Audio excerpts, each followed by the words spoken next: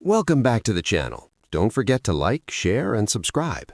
Today, we are designing professional brand looks with Color Lookup. Open your image in Photoshop and start by analyzing the brand style you want to match. Professional brand looks require consistency and controlled tones.